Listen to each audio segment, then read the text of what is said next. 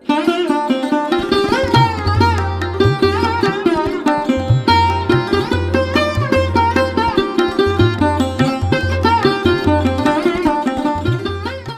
ചാണകം എഴുതിയപ്പോൾ ഒരു കാര്യം ഓർത്തു പോവാണ്.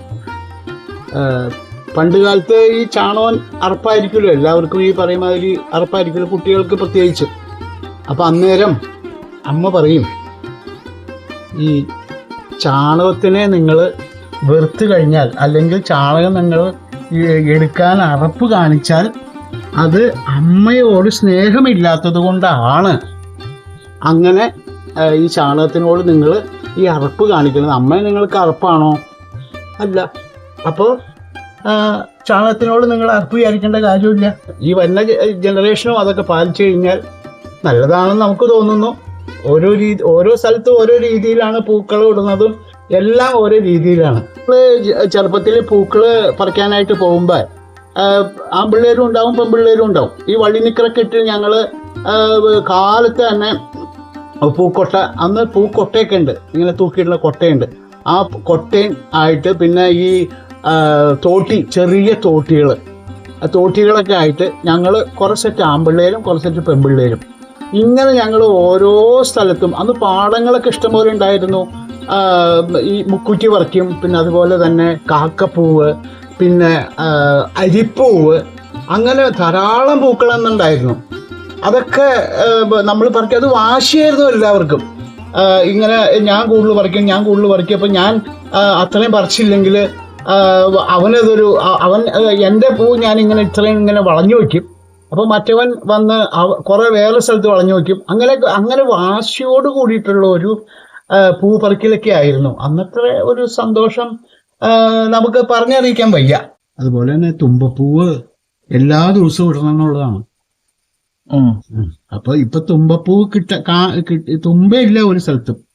അപ്പോ ഉള്ള തുമ്പ വച്ച് അഡ്ജസ്റ്റ് ചെയ്ത് ഇടുക, അത്ര തന്നെ. ഈ കൊങ്ങിണിപ്പൂവ് ഇതായിട്ട് കണ്ടില്ലേ, കൊങ്ങിണിപ്പൂവ്. ഈ കൊങ്ങിണിപ്പൂവൊക്കെ അന്ന് ധാരാളം ഉണ്ടായിരുന്നു. അത് ഇട്ട് കഴിഞ്ഞാൽ ഇങ്ങനെ ഇത്തിരി പാടാണ്, അത് ഇങ്ങനെ ഒരുക്കി ഇടുക എന്ന് പറഞ്ഞാൽ ഇത്തിരി പാടാണ്. പക്ഷെ അത് ഇട്ട് കഴിഞ്ഞാൽ എന്തൊരു ഭംഗിയായിരിക്കും എന്നറിയാമോ? ധാരാളം ഉണ്ട്. ഇന്ന് കൊങ്ങിണിപ്പൂവൊക്കെ അപൂർവമായിട്ട് കിട്ടാനുള്ളൂ. ഞാനിപ്പോൾ അവിടെ ഇങ്ങനെ എവിടെയെങ്കിലും ഒക്കെ ഉണ്ടെങ്കിൽ പോയി ഞാൻ കൊങ്ങിണിപ്പൂവൊക്കെ മസ്റ്റായിട്ട് പറിക്കും. തുമ്പപ്പൂ പിന്നെ കിട്ടുന്ന പൂ പറിക്കും, അത്ര തന്നെ.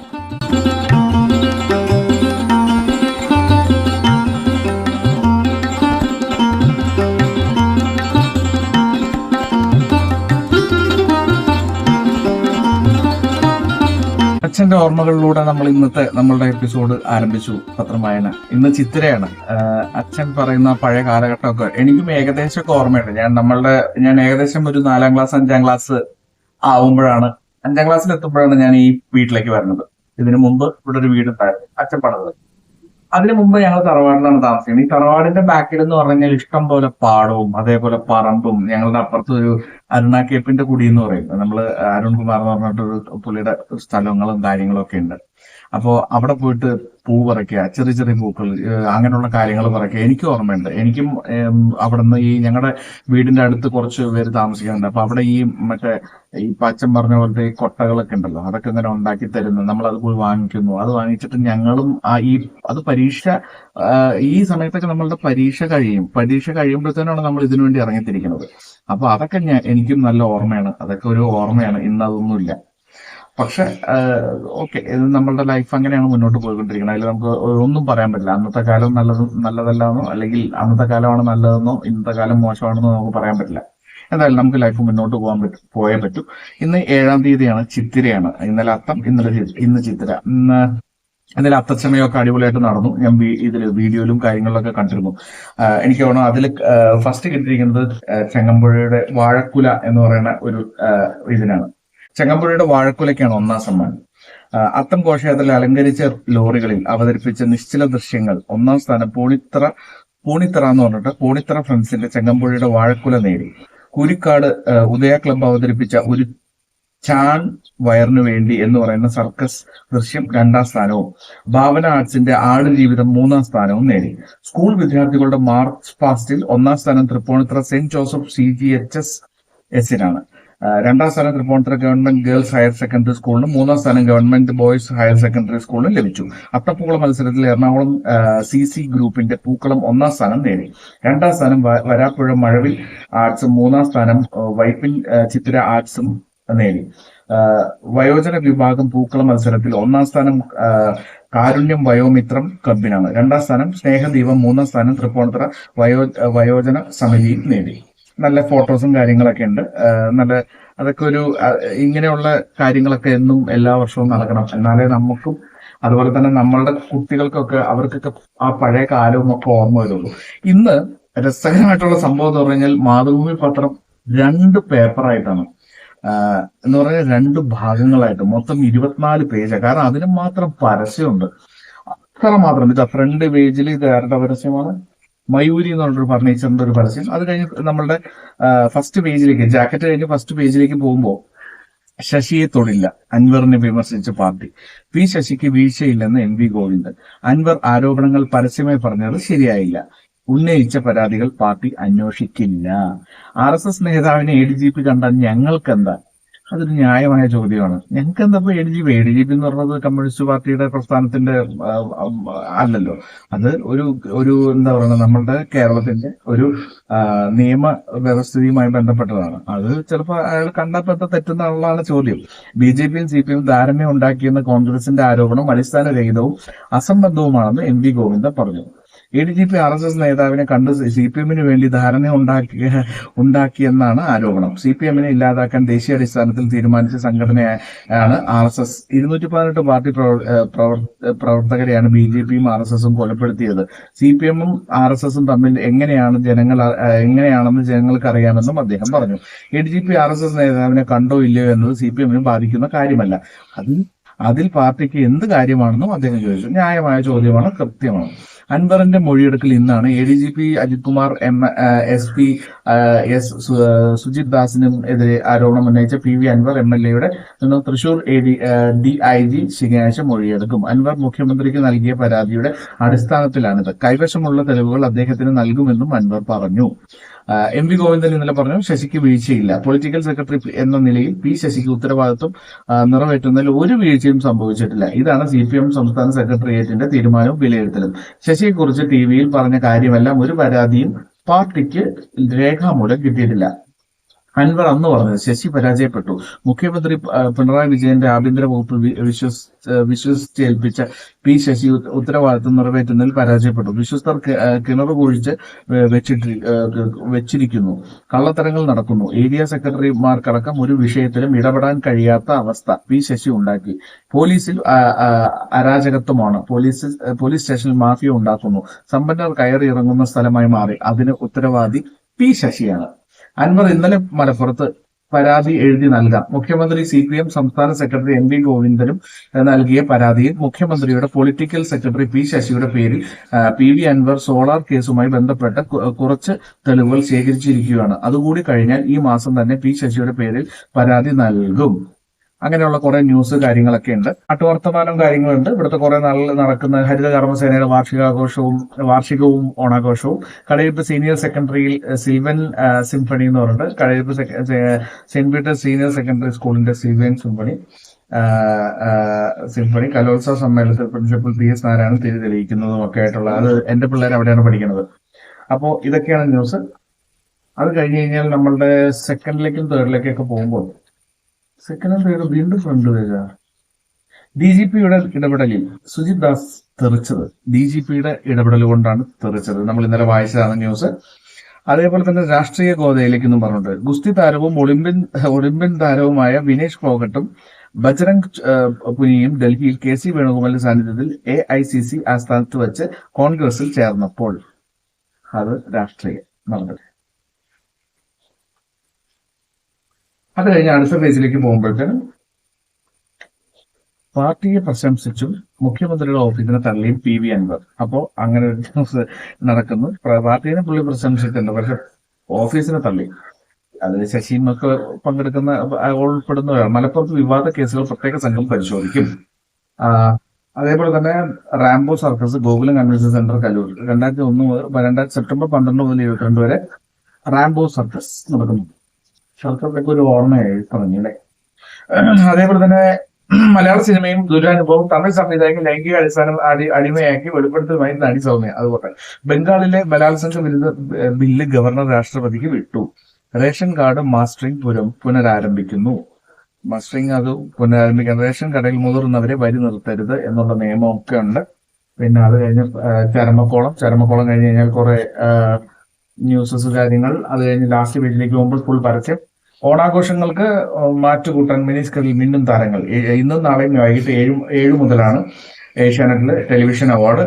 അതില് നമ്മളുടെ ആനന്ദും ഒക്കെ ഉണ്ട്. ആനന്ദ് എൻ്റെ ഒരു ഫ്രണ്ടാണ്. ഞങ്ങളുടെ ജയിലിൽ കുറെ വർഷങ്ങളായിട്ടുള്ള പഴക്കമാണ്. ആനന്ദ് നാരായണൻ. പുള്ളി സീരിയലിലൊക്കെ നന്നായിട്ട് നായകനായിട്ട് അഭിനയിച്ചുകൊണ്ടിരുന്ന് തകർത്തുകൊണ്ടിരിക്കുന്നതാണ്. അപ്പോ ഇനി അടുത്ത ഒരു പേപ്പറും കൂടി ഉണ്ട്. അടുത്തൊരു പേപ്പർ എന്ന് പറഞ്ഞു കഴിഞ്ഞാൽ ഫുൾ കല്യാണിന്റെ ഒരു പരസ്യം. അത് കഴിഞ്ഞ് കഴിഞ്ഞാൽ നമ്മളെ തൃക്കാക്കര മഹാക്ഷേത്രത്തിൽ തിരുവോണ മഹോത്സവത്തിന് കൊടിയേറി. ഇന്നലെ ആയിരുന്നു കൊടിയേറി. ഇതൊക്കെ നമ്മളും ഇന്റലൊക്കെ ഒരുപാട് അതിൽ നമ്മൾ സ്പോൺസർഷിപ്പ് ഒക്കെ ചെയ്തിട്ടുണ്ട്. ഇത്തവണ ഒരുപാട് ഗംഭീര പരിപാടി, സദ്യയൊക്കെ ഉണ്ട്. സദ്യ ഒന്നും ഉണ്ട് കേട്ടോ. സദ്യ എന്ന് പറഞ്ഞാൽ ഇലയിട്ടിട്ടുള്ളത് 1-2 ദിവസം ഉള്ളൂ എന്ന് തോന്നുന്നു. പിന്നെ നമ്മളുടെ ഈ ഞാൻ പറഞ്ഞ അത്തഘോഷയാത്രയെ കുറിച്ച് ആദ്യം പറഞ്ഞത്, തങ്കമ്മ ചേർത്തി 74 എന്നും പറയും. ഇനി ബികോം ക്ലാസ്സിലേക്ക്. അടിപൊളി, നല്ല ന്യൂസ്. തങ്കമ്മ ചേർത്തി 74 വയസ്സിലും വേറെ ലെവലാണ്. ഒപ്പം പഠിക്കുന്ന കൗമാരക്കാരുടെ പോസിറ്റീവ് കമന്റുകൾ കേൾക്കുമ്പോൾ വലതു കൈ ചുരുട്ടി തമ്പ് നൽകി അവരുടെ എല്ലാം ചങ്കായി മാറിക്കഴിഞ്ഞു തങ്കമ്മ കുഞ്ഞപ്പൻ. ഇലഞ്ഞി വിസാറ്റ് ആർട്സ് ആൻഡ് സയൻസ് കോളേജിൽ 1ാം വാർഷിക ബികോം വിദ്യാർത്ഥിയാണ്. തൊഴിലുറപ്പ് തൊഴിലാളി കൂടിയായ തങ്കമ്മ. അടിപൊളി അല്ലേ. സംസ്ഥാന സർക്കാരിന്റെ തുടർ വിദ്യാഭ്യാസ പരിപാടിയിലൂടെ 10ാം ക്ലാസ്സും 12ാം ക്ലാസ്സും ഉയർന്ന മാർക്ക് നേടി വിജയിച്ച തങ്കമ്മ പഠനം തൊഴിലുറപ്പ് ജോലി പോലെ തന്നെ ചേർത്ത് വെച്ചിട്ട് വർഷങ്ങളായി. ചെറുപ്പകാലത്ത് തനിക്ക് ലഭിക്കാതെ പോയ വിദ്യാഭ്യാസം തിരിച്ചുപിടിക്കാൻ തങ്കമ്മ നടന്നു കയറിയ വഴികൾ ആരെയും അത്ഭുതപ്പെടുത്തും. 1951 രാമപുരം പഞ്ചായത്തിൽ വെള്ളില പള്ളി വില്ലേജിലാണ് ജനനം. പലവിധ ബുദ്ധിമുട്ടുകളാൽ 8ാം ക്ലാസ്സിൽ പഠനം നിർത്തേണ്ടി വന്നു. 1968 ഇലിഞ്ഞിയിൽ വിവാഹം കഴിച്ചെത്തിയ തങ്കമ്മയ്ക്ക് മക്കൾ 2 പേർ. തൊഴിലുറപ്പ് പദ്ധതിയിൽ അംഗമായ തങ്കമ്മയ്ക്ക് മെയ്റ്റ് സ്ഥാനം ലഭിക്കാൻ 10ാം ക്ലാസ് യോഗ്യത വേണമെന്ന് അറിവാണ് സാക്ഷരതാ മിഷൻ 10ാം ക്ലാസ് പരീക്ഷ എഴുതി 74% മാർക്കോടെ വിജയിക്കാൻ കാരണമായത്. തുടർ പഠനം വീണ്ടും മുടങ്ങി. ഇതിനിടെ KPMS സംഘടനയും മരങ്ങോലി പള്ളിയിലെ പ്രവർത്തനങ്ങളും കുടുംബശ്രീ പ്രവർത്തനങ്ങളും വീണ്ടും തുടർ പഠനത്തിന് പ്രചോദനമായി. മരുമകൾക്ക് മുൻപേ 10ാം തരം പാസ്സാകണമെന്നായിരുന്നു തങ്കമ്മയുടെ സ്വപ്നം. മരുമകൾ പഠനം തുടർന്നോടെ തങ്കമ്മയുടെ വാശിയോടെ പഠിക്കാൻ തീരുമാനിച്ചു. ഈ വർഷം സാക്ഷരതാ മിഷന്റെ തുല്യതാ പരീക്ഷയിൽ ഹ്യൂമാനിറ്റീസിൽ 78% മാർക്കോടെ +2 പാസ്സായി. ഈ അവസരത്തിലാണ് Vsat arts and science college അധികൃതർ തങ്കമ്മയ്ക്ക് ഡിഗ്രി ഓണേഴ്സ് പഠനത്തിനുള്ള അവസരമൊരുക്കിയത്.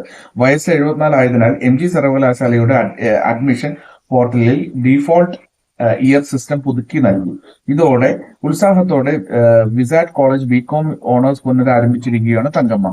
പുത്തൻ യൂണിഫോം ധരിച്ച് തങ്കമ്മ ക്ലാസ്സിലെത്തി. കട്ട സപ്പോർട്ടിലാണ് തന്റെ മക്കൾ നൽകുന്നതെന്നും തങ്കമ്മ പറഞ്ഞു. തങ്കമ്മയ്ക്ക് സഹായമേകാൻ VISAT arts and science college principal doctor Rajmohan T Mavunkal, engineering college principal doctor KJ Anoop, PRO Shaji Attupuram എന്നിവരും ഒപ്പമുണ്ട്. അടിപൊളി. തങ്കമ്മ ചേർത്തി 74 വയസ്സായി. ഇപ്പോഴും പഠിക്കാനുള്ള ഒരു മനസ്സ്. കാരണം അവരുടെ ഒന്നും അന്നത്തെ ബുദ്ധിമുട്ട് കാരണം പഠിപ്പിച്ചിട്ടുണ്ടാവില്ല. പണ്ടൊന്നും അങ്ങനെ പെൺകുട്ടികളെ പഠിപ്പിക്കലും പരിപാടികളൊക്കെ കുറവായിരുന്നല്ലോ. സോ അന്ന് പഠിച്ചിരുന്നെങ്കിൽ അവർ വേറൊരു ലെവലിൽ എത്തിയിട്ടുണ്ടാവും. വേറെ ഏതെങ്കിലും ഒരു നല്ല പൊസിഷനിലായിട്ടുണ്ടാവും. പക്ഷെ ഇപ്പൊ അവര് പഠിക്കുന്നു. എനിക്ക് ഇതുപോലെ തന്നെ പറയാനുള്ളത്, എന്റെ വൈഫ് റീക്കയുടെ അച്ഛനും ഇതേപോലെ ഇപ്പോഴും അദ്ദേഹത്തിനും ഈ പ്രായത്തിലും അദ്ദേഹം പഠിച്ചുകൊണ്ടേയിരിക്കുകയാണ്. ഏകദേശം 2 MA അദ്ദേഹം റിട്ടയർഡ് ആയിട്ട്, ലൈഫ് പുറത്തായിരുന്നു, ഗൾഫിലായിരുന്നു. അവിടുന്ന് റിട്ടയർഡ് ആയിട്ട് ഇവിടെ വന്ന് ഇത് പഠിച്ച് എത്ര കോഴ്സുകൾ, അതുപോലെ തന്നെ ഡോക്ടറേറ്റ് കിട്ടി, അതേപോലെ യോഗയില് മാസ്റ്ററായി, അങ്ങനെ ഇപ്പോഴും പഠിച്ചുകൊണ്ടിരിക്കുകയാണ്. ഈ കഴിഞ്ഞ ദിവസങ്ങളിലും പരീക്ഷയായിരുന്നു. ഞങ്ങൾ അവിടെ ചെല്ലുമ്പോൾ പുള്ളി ഇരുന്ന് പഠിക്കുകയായിരിക്കും. പക്ഷെ അതിനെക്കുറിച്ചൊരു മനസ്സ് വേണം. എനിക്ക് ഇപ്പോഴും ഞാൻ ചില സമയത്ത് സ്വപ്നം കണ്ട് ചാടി എഴുന്നേക്കാറുണ്ട് കോളേജിലും ക്ലാസ്സിലിരിക്കുന്നത്. പേടിച്ചു. എന്ന് പറഞ്ഞാൽ പഠിക്കണ കാര്യത്തെ കുറിച്ച് ചിന്തിക്കാൻ വയ്യ. ഇപ്പോഴും അദ്ദേഹം ഈ ഒരു പ്രായത്തിലും പഠിക്കാൻ കാണിക്കുന്ന മനസ്സ്, അതാണ് അവരുടെയൊക്കെ ആ ഒരു, എന്താ പറയുക, അതൊക്കെയാണ് ഒരു വിജയം എന്ന് പറയുന്നത് ജീവിതത്തിൽ. നിർമ്മാണ തൊഴിലാളികൾ പെൻഷൻ മുടങ്ങിയിട്ട് 14 മാസം. പ്രതിസന്ധി കെട്ടിട സെസ് പിരിക്കാത്തത്. കെട്ടിട നിർമ്മാണ തൊഴിലാളികൾക്ക് പെൻഷൻ മുടങ്ങിയിട്ട് 14 മാസം. 3,79,000 തൊഴിലാളികൾക്ക് നൽകാനുള്ള പെൻഷൻ കുടിശ്ശിക 860 കോടിയിലധികം. കെട്ടിട സെസ് പൂർണ്ണമായി പിരിച്ചെടുക്കാത്തതാണ് പ്രതിസന്ധിക്ക് കാരണം. എന്തുകൊണ്ടാണ് പിരിക്കാത്തത്? പ്രതിമാസം പെൻഷൻ നൽകാൻ 62 കോടിയോളം രൂപ വേണം. കെട്ടിട സെസ് ഉപയോഗിച്ചാണ് ക്ഷേമനിധി ബോർഡിലെ അംഗങ്ങളായ തൊഴിലാളികൾക്ക് പെൻഷനും മറ്റു ആനുകൂല്യങ്ങളും നൽകുന്നത്. കോവിഡ് കാലത്ത് സെസ് പിരിവ് മുടങ്ങിയതോടെ പ്രതിസന്ധി രൂപപ്പെട്ടു. കോവിഡിന് ശേഷം 1 വർഷത്തെ ആനുകൂല്യവും മിച്ച ഫണ്ട് ഉപയോഗിച്ച് നൽകി. പിന്നീട് സെസ് പിരിവ് മുടങ്ങിയതോടെ പെൻഷൻ ശേഖരിക്കാനാകാതെ കെട്ടിട നിർമ്മാണം കുറഞ്ഞതും സെസ് പിരിവിനെ ബാധിച്ചു. ലഭിക്കുന്ന ഫണ്ട് അനുസരിച്ച് ഓരോ മാസത്തെ പെൻഷനും വീതമാണ് ഇപ്പോൾ നൽകി വരുന്നത്. 2023 ജൂൺ വരെയുള്ള പെൻഷനാണ് ഇതുവരെ നൽകിയത്. ഓണത്തിന് മുമ്പ് 2023 ജൂൺ ഓണത്തിന് മുൻപ് 1 മാസത്തെ പെൻഷനെങ്കിൽ നൽകാനുള്ള തുക സമാഹരിക്കലാണ് ബോർഡിന്റെ ശ്രമം. കെട്ടിട നിർമ്മാണം കഴിഞ്ഞ വർഷങ്ങൾ കഴിഞ്ഞാലും സെസ് പിരിച്ചെടുക്കാത്തത് സ്ഥിതി മുമ്പുണ്ടായിരുന്നു. ഇത് പാടില്ലെന്നും ഉടമസ്ഥാവകാശ സർട്ടിഫിക്കറ്റ് നൽകുന്നതിന് മുമ്പ് സെസ് ഈടാക്കണമെന്നും സർക്കാർ പിന്നീട് നിർദ്ദേശിച്ചു. എന്നാൽ പഞ്ചായത്തുകളിൽ കെ സ്മാർട്ട് ആപ്പ് മുഖേന സെസ് ഈടാക്കാനുള്ള നടപടിയും ഇനിയും പൂർത്തിയായിട്ടില്ല. നവംബറിന് ശേഷമേ ഇത് നടപ്പാക്കൂ. ഇതൊരു കഷ്ടമല്ല. അവരൊക്കെ ബുദ്ധിമുട്ടിലായിരിക്കും. ഈ ഒരു പെൻഷനും ഒക്കെ കിട്ടിയിട്ട് വേണം. അവർക്ക് വേറെ ഒരു ഓപ്ഷനില്ല. ഓണമാണ്. ഓണത്തിന് വലിയ സെലിബ്രേഷൻ ഇല്ലെങ്കിൽ കൂടിയും അവർക്കും ഉണ്ടാവുമല്ലോ ആഗ്രഹങ്ങൾ.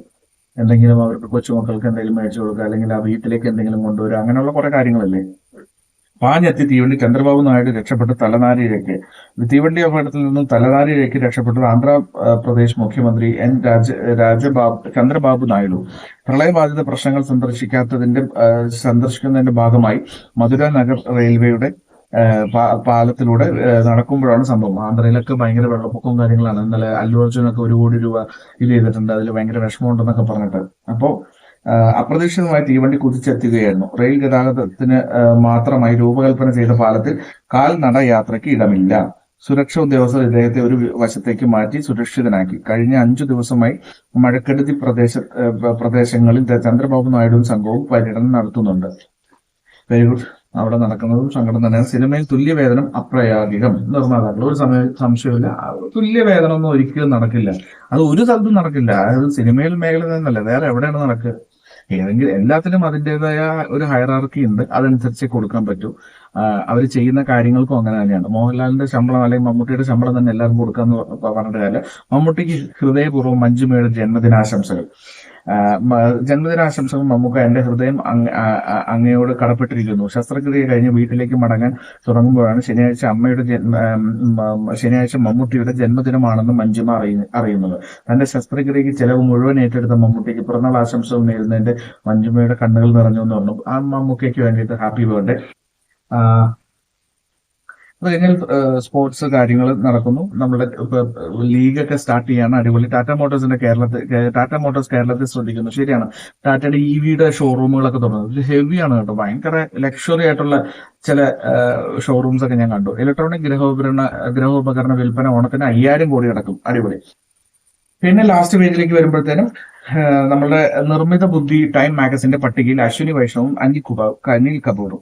ഈ വർഷം നിർമ്മിത ബുദ്ധി രംഗത്ത് ഏറ്റവും സ്വാധീനം ചെലുത്തിയ 100 പേരുടെ ടൈം മാഗസിൻ പട്ടികയിൽ ഇടം നേടി കേന്ദ്രമന്ത്രി അശ്വിനി വൈഷ്ണവും ബോളിവുഡ് നടൻ അനിൽ കപൂർ. ലോകത്തെ 5ാമത്തെ വലിയ സമ്പദ് വ്യവസ്ഥയെ ഇന്ത്യയെ AI രംഗത്ത്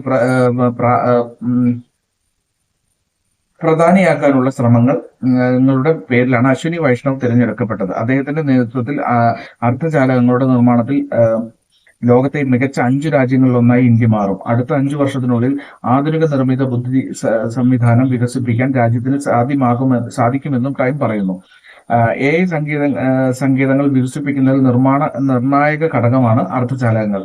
AI ദുരുപയോഗം ചെയ്യുന്നതിനെതിരെയുള്ള നിയമ പോരാട്ടങ്ങളാണ് അനിൽ കപൂറിനെ ഉൾപ്പെടുത്താനുള്ള കാരണം. തന്റെ AI അവതാരം ഉപയോഗിച്ച് നിർമ്മിച്ച വികലമായ വീഡിയോകളും ജിഫുകളും ഇമോജികളും ഓൺലൈനിൽ പ്രചരിക്കുന്നതുമായി ബന്ധപ്പെട്ട് കപൂർ നൽകിയ കേസിൽ 2024 അദ്ദേഹത്തിന് അനുകൂലമായ ഡൽഹി ഹൈക്കോടതി സുപ്രധാന ഉത്തരവ് ഇറക്കിയിരുന്നു.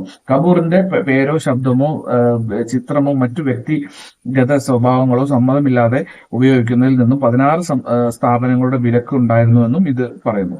ഗൂഗിൾ CEO സുന്ദർ പിച്ചൈ, ഇൻഫോസിസ് സഹസ്ഥാപകൻ നന്ദൻ നിലേക്കനി, മൈക്രോസോഫ്റ്റ് സിഇഒ സത്യ നാദലൈ അടക്കം 15 ഇന്ത്യ വംശജരും പട്ടികയിലുണ്ട്. അടിപൊളി. ഇതൊക്കെ തന്നെയാണ്. കേന്ദ്ര റാങ്കിംഗ് നിക്ഷേപം എത്തിക്കും. കയറ്റുമതി നയം വരുമെന്നും മന്ത്രി രാജീവ് പറഞ്ഞിരിക്കുന്നു. വീട്ടിൽ ഓരോ കാര്യങ്ങൾ ഇതുമായി ബന്ധപ്പെട്ടിട്ടുള്ള. അപ്പൊ നമ്മൾ ഇന്ന് പറയേണ്ടത് നമ്മുടെ മമ്മൂക്കയുടെ ബർത്ത്ഡേ ആണ്. Happy birthday Mammukka. അപ്പോൾ അടിപൊളിയാണ്. എനിക്ക് മമ്മൂക്കയുടെ ഓർമ്മകൾ, ഞാൻ ഓർമ്മകൾ പറഞ്ഞിട്ട് ഒറ്റൊരു ഓർമ്മകളല്ല, ഓർമ്മ പറഞ്ഞിട്ട് ഞാൻ നിർത്താം. ഞാൻ ജയ്ഹിന്ദിൽ വർക്ക് ചെയ്യുന്ന സമയത്ത്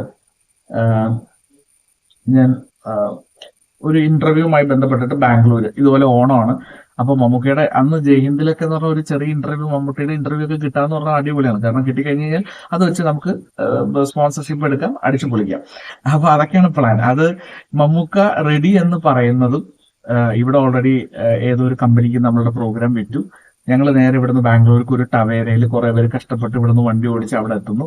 ബാംഗ്ലൂർ വെച്ച് നമ്മളുടെ സൈലൻസ് എന്ന് പറഞ്ഞിട്ട് VKPയുടെ പടം ഷൂട്ടിംഗ് നടക്കുക ഒരു ലൊക്കേഷൻ. ആ ലൊക്കേഷനിലേക്ക് ഞങ്ങൾ ചെല്ലുന്നു. ചെന്ന് കഴിയുമ്പോഴത്തേനും അതൊരു വീട്ടിലുള്ള കുറെ പുള്ളി ഒരു ജോഗ് ചെയ്യുന്നതും അങ്ങനെയൊക്കെയുള്ള ട്രെഡ്മില്ലിൽ ജോഗ് ചെയ്യുന്നതൊക്കെ ആയിട്ടുള്ള കുറച്ച് സീൻസ് ഒക്കെ എടുത്തുകൊണ്ടിരിക്കുന്നത്. അപ്പൊ ഞങ്ങൾ ഇങ്ങനെ പോയി നിന്നു. പുള്ളിയുടെ ക്യാരവൻ അവിടെ ഉണ്ട്. ഞങ്ങൾ ചെന്നു. അപ്പൊ ഷൂട്ടിംഗ് ഉണ്ട്. അപ്പൊ ജോർജ് ഏട്ടനെ കണ്ടു. ഓക്കെ ആണെന്നൊക്കെ പറഞ്ഞു. അപ്പൊ വേഗം ജോർജ് ഏട്ടൻ പറഞ്ഞു, നിങ്ങൾ ചോദ്യങ്ങളൊന്ന് തരണം എന്ന് പറഞ്ഞു. അപ്പൊ നമ്മൾ ചോദ്യങ്ങളൊന്നും പ്ലാൻ ചെയ്തിട്ടില്ല. നമ്മുടെ പ്ലാൻ എന്ന് പറഞ്ഞാൽ അന്ന് പൂജ എന്ന് പറഞ്ഞിട്ട് ഈ സിനിമയിലൊക്കെ അഭിനയിച്ചുകൊണ്ടിരിക്കുന്ന ആർട്ടിസ്റ്റ് ഉണ്ട്. നമ്മളുടെ അജിത്തിന്റെ ഒക്കെ ഒരു പടത്തിൽ നായിക എന്ന് പറഞ്ഞ വില്ലന്റെ നായികയൊക്കെ ആയിട്ട് വന്ന പൂജ എന്ന പേര്. അവര് അന്ന് അതിൽ ആങ്കർ ചെയ്യാൻ വന്നത്. അപ്പൊ ഞാനും പൂജയും പെട്ടെന്ന് അപ്പൊ ചോദിക്കാമെന്നുള്ള ഒരു പ്ലാൻ ആയിരുന്നു. പക്ഷെ അപ്പോഴേക്കും പുള്ളി ഇത് ചോദിച്ചോടുകൂടി ആകെപ്പെട്ടു. ഞങ്ങളൊരു പേപ്പറും ഇതൊക്കെ എടുത്തിട്ട് കുറച്ച് ക്വസ്റ്റ്യൻസ് എഴുതി, ഒരു 10 ക്വസ്റ്റ്യൻ എഴുതി.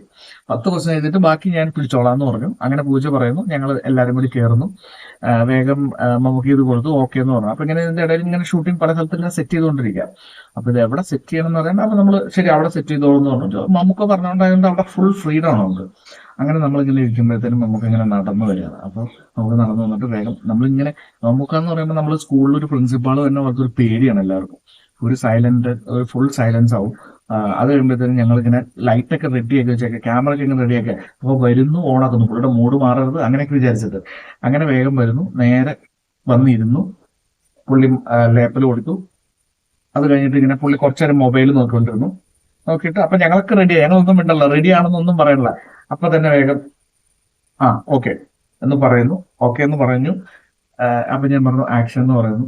ഈ പൂജയ്ക്കും പേടി മമ്മൂക്കയുടെ കൂടെ. അപ്പൊ ഇങ്ങനെ സംസാരിക്കുന്നു. ഓരോ ക്വസ്റ്റ്യൻ ആയിട്ട് ചോദിച്ച് 10 ക്വസ്റ്റ്യൻ. പുള്ളി ഒബ്ജക്റ്റീവ് ടൈപ്പിലാണ് ആൻസർ പറയണത്. ചോദ്യം ചോദിക്കുന്നു, അപ്പൊ അതിനൊരു ഉത്തരം. അപ്പൊ നമ്മുടെ പ്ലാൻ എന്താ, ശരിക്കും ആങ്കറിങ് എങ്ങനെയാണെന്ന് പറഞ്ഞാൽ നമ്മളൊരു ക്വസ്റ്റ്യൻ പ്ലാൻ ചെയ്യും, അതിലൊരു ഉത്തരം അവർ പറയുമ്പോൾ പിന്നെ ആ ഉത്തരത്തിൽ നിന്ന് നമ്മൾ വേറെ ലിങ്ക് പിടിച്ച് അങ്ങനെയൊക്കെയാണ് ഇതിന്റെ ലെങ്ത് കൂടുക. പക്ഷെ ഇദ്ദേഹം ചോദ്യം ഇപ്പൊ നമ്മളൊരു ഇത് ശരിയാണോ, ശരിയാണ്, അല്ലെങ്കിൽ തെറ്റാണ്, പിന്നെ അതിനെക്കുറിച്ച് ഇലാബറേഷൻ ഇല്ല. അപ്പൊ ഞങ്ങൾ പെട്ടു. ഒബ്ജക്റ്റീവ് ടൈമിൽ ഈ 10 ക്വസ്റ്റ്യനും പടപടയെന്ന് പറഞ്ഞൊരു മാക്സിമം പോയ ഒരു 7-8 മിനിറ്റ് കൊണ്ട് 10 മിനിറ്റിന്റെ അകത്ത് ക്വസ്റ്റ്യൻ മുഴുവൻ തീർന്നു. ഞാൻ ഞെട്ടി. ദൈവമേ, 1 മണിക്കൂറിന്റെ എപ്പിസോഡായിട്ടാണ് അവിടെ പ്ലാൻ ചെയ്തിരിക്കുന്നത്. എന്ത് ചെയ്യും? അപ്പൊ പൂജയ്ക്കും വേറെ ക്വസ്റ്റ്യൻ ഇല്ല. നമുക്ക് പറഞ്ഞു അപ്പൊ കഴിഞ്ഞില്ലേ, ഓക്കെ അല്ലേ, അപ്പൊ നമുക്ക് ഒരു വിശ്വസം എന്ന് പറഞ്ഞിട്ട് അതെടുക്കുന്നു. പുള്ളി മയക്കം അങ്ങോട്ട് വരുന്നു, എഴുന്നേറ്റ് പോകുന്നു. അതാണ് ഞാൻ ഇങ്ങനെ ആകെ വിഷമിച്ചിരിക്കും. 1 മണിക്കൂർ എപ്പിസോഡ് അങ്ങനെയാക്കും. പിന്നെ നമ്മൾ എന്ത് ചെയ്തു പറഞ്ഞാൽ അവിടെ ഇരുന്നിട്ട് ഇതിന്റെ ഈ ഷൂട്ടിംഗ് ലൊക്കേഷനും മറ്റേത് അതൊന്നും ഷൂട്ട് ചെയ്തിട്ടില്ല. ഷൂട്ടിംഗ് ലൊക്കേഷൻ, പുള്ളി അഭിനയിക്കുന്നത്, അങ്ങനെയുള്ള കുറെ സാധനങ്ങളൊക്കെ ആക്കി പുള്ളിയുടെ ഒരു കഥ പറയുമ്പോൾ പുള്ളിയുടെ പാട്ടും മറ്റതും മറിച്ചതൊക്കെ മിക്സ് ചെയ്ത് 1 മണിക്കൂറായിട്ട് വലിച്ചു നീട്ടി അതെങ്ങനെയൊക്കെയോ നമ്മൾ എപ്പിസോഡാക്കി വിട്ടു. അതാണ് എൻ്റെ ഒരു ഓർമ്മ. എനിക്ക് നമ്മൾ മമ്മൂക്കയുടെ അടുത്ത് എത്തുമ്പോൾ നമുക്ക് പേടിയാണ്. പിന്നീടാണ് കുറച്ചും കൂടി പുള്ളി ഓരോ വർഷം കഴിയുന്നതോറും പുള്ളി പ്രായമാകുന്നതോറും കുറച്ചും കൂടി ഫ്രീ ആയിട്ട് എല്ലാവരോടും നല്ല രീതിയിൽ, നല്ല മോശമായിട്ട് രീതിയിലല്ല അന്നും പെരുമാറിയത്. പുള്ളിയുടേതായ രീതിയിലാണ് സംസാരിക്കുക. പക്ഷെ ഇന്ന് കുറച്ചും കൂടി വളരെ ജോവിയലായിട്ടാണ് എല്ലാവരോടും സംസാരിക്കുന്നത്. അപ്പൊ എന്തായാലും ഞങ്ങൾക്ക് എന്തായാലും ഞങ്ങളുടെ അഹങ്കാരം തന്നെയാണ്. ഇനിയും അങ്ങോട്ട് ഒരുപാട് സിനിമകൾ ചെയ്യണം, നല്ല സിനിമകൾ ചെയ്തുകൊണ്ടിരിക്കുകയാണ്. അപ്പോൾ ഹാപ്പി ബർത്ത്ഡേ മമ്മൂക്ക. എല്ലാ ആരോഗ്യ സൗഖ്യങ്ങളും നേരുന്നു. വേറൊന്നും പറയാനില്ല. ഇന്നത്തെ പത്രം വായന കഴിഞ്ഞു. കുറച്ച് വലിയ ന്യൂസ് ആയിരുന്നു ഇന്ന്, പക്ഷെ കൂടുതലും പരസ്യമാണ്. 24 പേജ് ഉണ്ടായിരുന്നു. അപ്പൊ വേറൊന്നും പറയാനില്ല. അപ്പോൾ ഇനിയും നാളെ മിക്കവാറും എപ്പിസോഡില്ല, മറ്റന്നാളുണ്ടാവും. അപ്പോൾ പുതിയ ഓർമ്മകളും ഓർമ്മകളൊക്കെ ആയിട്ട് ഞങ്ങൾ വരാം. വേറെ ഒന്നും പറയാനില്ല. ഞാൻ നിങ്ങളുടെ സ്വന്തം ദേവദാസ്. നിങ്ങൾ കണ്ടുകൊണ്ടിരുന്ന ഡെയിലി ടൈംസിലെ പത്രം വായനയാണ്. Signing off and good morning.